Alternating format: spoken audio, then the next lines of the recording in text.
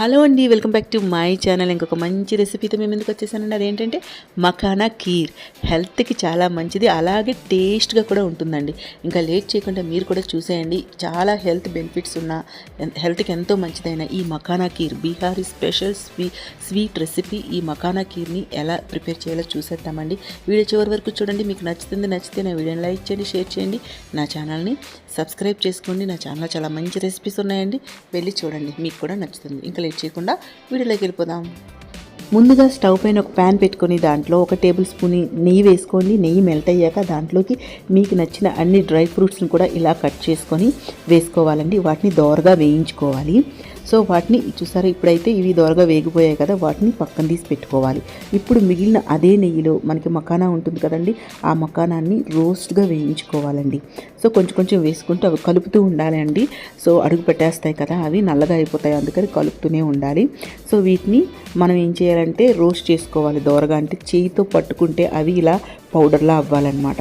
So అలా చేసుకొని పెట్టుకుంటే అప్పటి వరకు మనం వాటిని ఫ్రై చేయాలన్నమాట.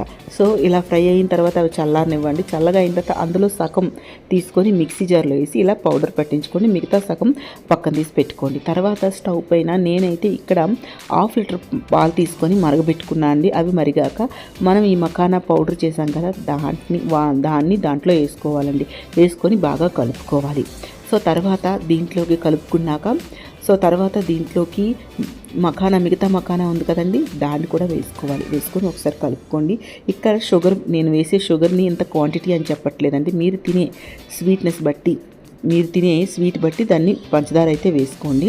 వేసుకొని మొత్తం కలుపుకోండి. ఇక్కడైతే మీకు కొంచెం దగ్గర పడుతుంది అనమాట.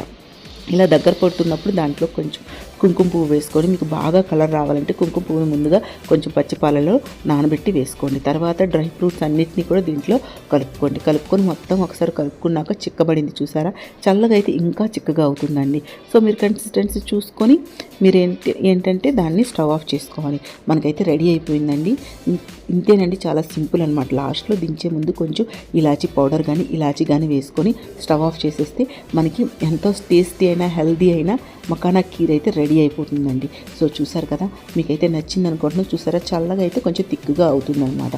ఇంకా తిక్కుగా కావాలి అనుకుంటే మీరు చేసేటప్పుడే, అంటే మీకు రబడీలా కావాలి అనుకుంటే బాగా మరగబెట్టుకోవాలన్నమాట. సో ఈ స్టేజ్లో ఇలా తింటేనే చాలా బాగుంటుందండి. దీన్ని వేడివేడిగా తిన్నా బాగుంటుంది, లేదా ఫ్రిడ్జ్లో పెట్టుకొని చల్లగా సర్వ్ చేసి చల్లగా తిన్నా కూడా బాగుంటుందండి. సో చూసారు కదా, మీకైతే రెసిపీ నచ్చింది అనుకుంటున్నాను. అలాగే నా ఛానల్లో చాలా మంచి రెసిపీస్ ఉన్నాయి, వెళ్ళి చూడండి, మీకు కంపల్సరీ నచ్చుతాయండి. నచ్చితే నా ఛానల్ని సబ్స్క్రైబ్ చేసుకోండి ప్లీజ్ అండి.